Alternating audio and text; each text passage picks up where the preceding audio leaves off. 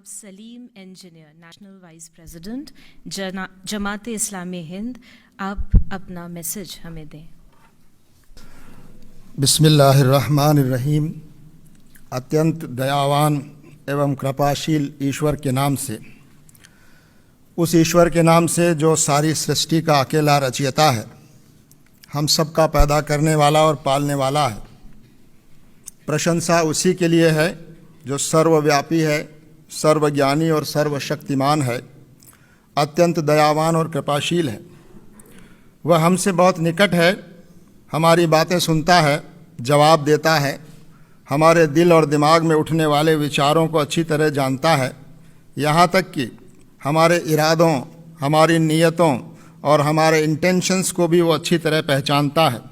मेरा विश्वास है कि एक दिन हम सब को उसी मालिक के सामने खड़ा होना है और अपने पूरे जीवन का, उसकी हर हर कृपा और आशीर्वाद का और उस हमारे एक एक कर्म का हिसाब देना है।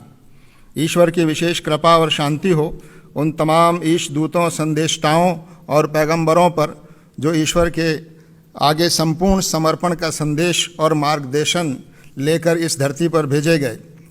परम आदरणीय राष्ट्रपति महोदया, आज के इस अति सुंदर और गरिमामय कार्यक्रम के आयोजक, प्रजापिता ब्रह्म कुमारी ईश्वरी विश्वविद्यालय के पदाधिकारी बहनों एवं भाइयों, मंच पर उपस्थित आदरणीय धर्म गुरुओं, सभागार में मौजूद बहनों एवं भाइयों, राष्ट्रपति भवन के अधिकारी गणों, आप सभी को मेरा सलाम व आदाब। आप सब पर ईश्वर की विशेष कृपा और आशीर्वाद हो। आज के सुंदर कार्यक्रम का हिस्सा बनने पर मैं अत्यंत खुशी और गर्व महसूस करते हुए ईश्वर का शुक्रिया अदा करता हूँ। इस सच्चाई को सब धर्मों और आस्थाओं के लोग स्वीकार करते हैं कि धरती पर जितने इंसान मौजूद हैं वे सब एक ही माँ बाप की संतान हैं, यानी आदम और हव्वा की संतान हैं। हम सब की रगों में एक ही माँ बाप का खून बह रहा है। ईश्वर के सभी पैगंबरों ने और अंतिम पैगंबर हज़रत मोहम्मद सल्लल्लाहु अलैहि वसल्लम ने ईश्वर के इस संदेश को आम किया कि तमाम इंसान बराबर हैं, कोई बड़ा और कोई छोटा, कोई ऊंचा और कोई नीचा नहीं है। हर इंसान की इज्जत और उसका सम्मान होना चाहिए।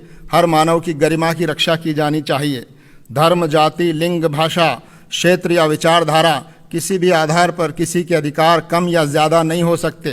किसी के साथ भी भेदभाव न हो, यह समाज को और व्यवस्था को मिलकर सुनिश्चित करना चाहिए। हज़रत मोहम्मद साहब ने फरमाया, अल खल्को अयालुल्लाह, यानी ये सारी सृष्टि और ये सारे प्राणी ईश्वर का एक परिवार और कुनबा और ख़ानदान है। इसी तरह कहा गया, वसुधैव कुटुम्बकम, यह हमारे देश की सांस्कृतिक बुनियाद को बयान करने वाला वाक्य है। मानव इस सृष्टि में ईश्वर की श्रेष्ठतम कृति है। वह इस धरती पर ईश्वर का प्रतिनिधि है। हमारा भारतीय समाज विविधताओं वाला समाज है। हमारे देश की बड़ी आबादी किसी न किसी धर्म या विचारधारा एवं जीवन व्यवस्था में विश्वास करती है। हमारे संविधान में यह सुनिश्चित किया गया है कि हर नागरिक अपनी पसंद का धर्म, आस्था या विचारधारा अपनाने के लिए पूरी तरह स्वतंत्र हो। धर्म इंसानों को आपस में जोड़ता है।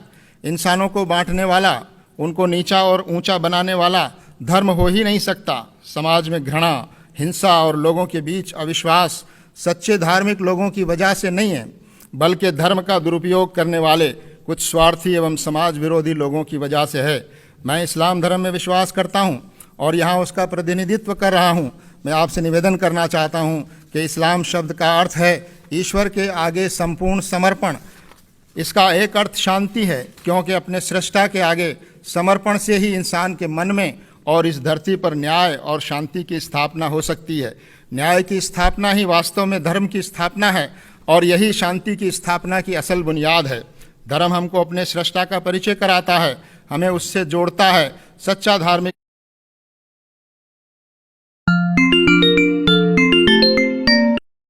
व्यक्ति ईश्वर से प्रेम करता है, इंसानों से प्रेम करता है, उसका सम्मान करता है और उनकी सेवा करता है।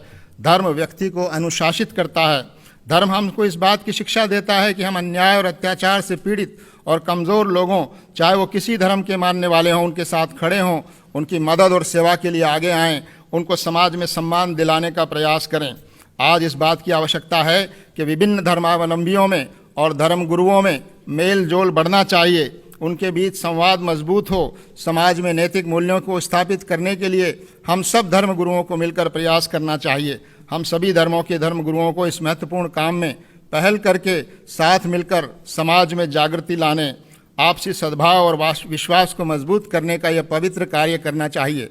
और हम लोग ये कार्य कर भी रहे हैं, लेकिन इस कार्य को और अधिक सक्रियता से करने की आवश्यकता है। मैं ईश्वर से प्रार्थना करता हूँ कि वह हम सबको देश और समाज के प्रति अपना दायित्व पूरा करने की प्रेरणा और शक्ति प्रदान करे, ताकि हम सब मिलकर शांति पर आधारित और नैतिक मूल्यों पर आधारित और न्याय पर आधारित एक समाज का निर्माण कर सकें और भारत को प्रगति और समृद्धि की राहों पर आगे ले जा सकें। मैं इसी के साथ ईश्वर की बड़ाई और प्रशंसा और महामहिम राष्ट्रपति महोदय का धन्यवाद करते हुए अपनी बात समाप्त करता हूँ। शुक्रिया।